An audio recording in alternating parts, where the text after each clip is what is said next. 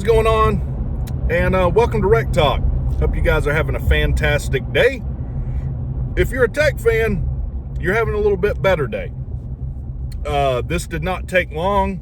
Obviously, we talked about Tyler Santucci leaving to go to the Ravens to be linebackers coach. And about a week, Georgia Tech has made their next hire. It's going to be Blake Gideon from the University of Texas. Now, if you remember my video on this, I was not claiming to know who the hell Georgia Tech was going to hire. And I didn't. I said, I think it could be like this, a candidate like this, either an up-and-coming group of five, probably current coordinator, promoting a position coach from a top-tier program, or a creative hire like Buster, where they're an offensive assistant who's had past, play calling experience or something like that. Turns out it ended up being the second. Now, when I looked at different people, I gave, for example, someone from Tennessee who was a defensive line coach just because that's a need for us. And I didn't pick anyone from Texas's staff because I honestly didn't think we would be able to pull a position coach from Texas's staff. So this isn't, a big splash hire for Tech, but it is kind of impressive for Tech. Gideon is the safeties coach for Texas. I believe one of the first hires that Sark made when he came on staff in 2021 to Texas, or I know he was in the first, he's been there since Sark took the job. So he's one of the original hires for Sark at Texas. And if you look at Texas's secondary and their pass defense in the past 2 years or so, it's nasty. It's absolutely nasty. Number one ranked pass defense, number one ranked in yards per attempt, given up basically. Number one in total yards, total passing yards. So you look at that in conjunction with what Tech has coming in this class. Was it Tay Harris, one of the highest rated recruits Tech has ever signed, a kid we flipped from Clemson, a kid that's currently enrolled. And look, my worry with this hire was, are we going to be able to keep top tier defensive recruits like that? Because they can hit the next portal window after spring, right? They can just go hit the next portal window, even though they've never played a down of football tech. We've seen that. I think that's much, much less likely to happen when you have one of the best defensive back coaches in the country coming in to be your DC. How good of a hire is this? Well, the first thing I look at, aside from stats and things like that, is how sad are reasonable fans of the school he's leaving that he's going. And if you look around, Texas fans and Texas media are saying that this is a big loss for Texas. And this puts them behind the eight ball for getting a position coach there.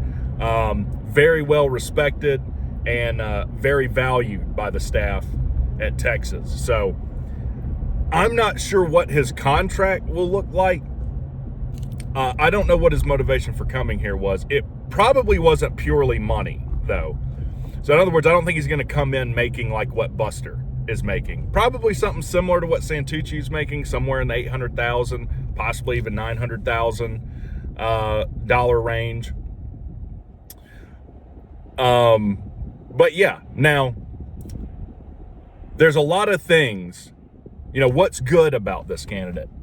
First and foremost, I'm not a recruiting expert, so you'd have to ask a recruiting expert about that. Go subscribe to After Swarm. But if he's on Texas's staff, I can assure you the man can recruit, which is huge for Georgia Tech, right?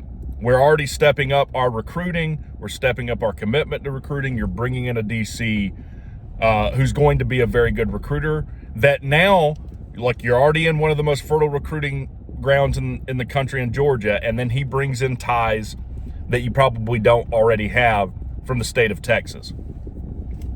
So that's good. What else is good? He's young. He's 35 years old. Look, we know the changing landscape of college football. That used to not really matter. Now it's probably one of the most important things, is having youth in your coordinator position, just because of what is required of them. Big Power 4 experience. Texas, one of the top programs in the country. They've been to the playoffs the last 2 years, one of which was in a 4-team playoff, right? So the guy's doing something right. And he's going to have good connections coming from Texas. What are some drawbacks? Really, the one drawback with him is he's never called plays before. So if you go look through his experience, and I'm going to do a whole other video breaking this down further. Never called plays. I think he's been at Western Carolina. He's been a special teams coordinator. The highest position I believe he's ever held is being a position coach, which is what he was there. But I am excited for this hire. Biggest thing, I think he's going to be a hell of a recruiter for Tech. And look, there's going to be more movement. Tech still needs a linebacker coach. So could he bring someone from Texas with him? Do you see people let go on this current defensive staff? Like, I think Jess Simpson is probably safe. I think he'll remain no matter what. But everyone else, I think, is subject to change. This guy might say, hey, there's some defensive analyst at Texas I want to bring with me, or even maybe another position coach, which would be brutal. I think that's less likely. But he could have off-the-field coaches he wants to bring in or connections from other schools. Like, I think he's been at Ole Miss, South Carolina before. And I believe he started his experience under Will Muschamp, too, who is one of the top defensive minds in the country. So, again, a hire that I'm really excited about, aside from making a big splash hire, like, hell, I had brought up trying to get SMU's DC. I don't think that was ever very likely. I said as much in the video. But aside from making a big money hire like that, I think this is the next best thing you can get as Tech. It's a hire like, I think, a Tyler Santucci without the play calling experience. And look, time will tell. The thing that I'm excited about is Tech's got some sick talent coming in that defensive back room. And, I mean, just think about Tay Harris, Dalen Pinson, Clayton Powell-Lee, other guys that we have with a top-notch pass game guy and secondaries coach. Tech secondary could be sick, nasty this year. So I'm excited to see that.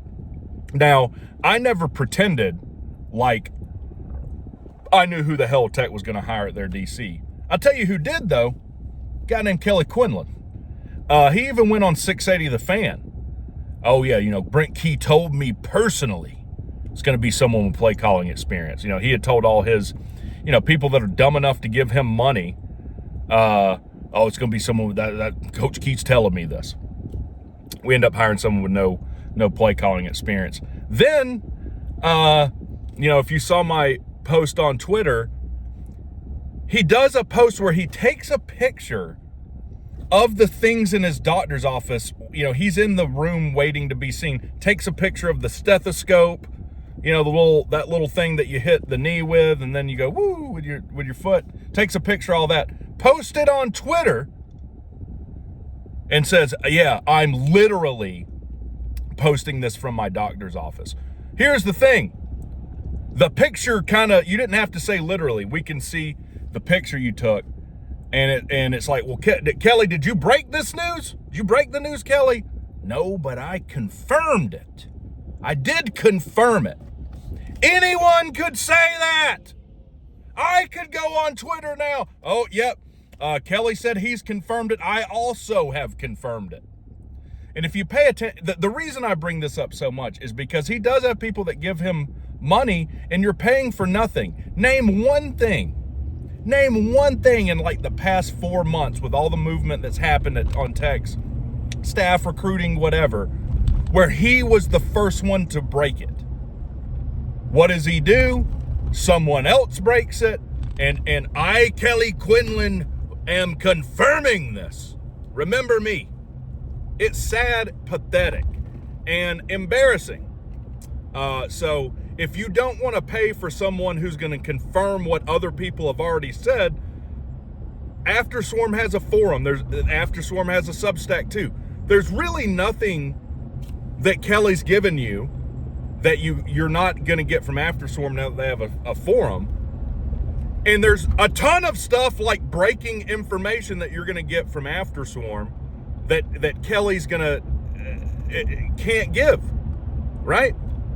So I'm just looking out for you. If you're a Tech fan, the other thing, Afterswarm doesn't make a dime off of it. They donate every single bit of what they make to the Georgia Tech NIL fund.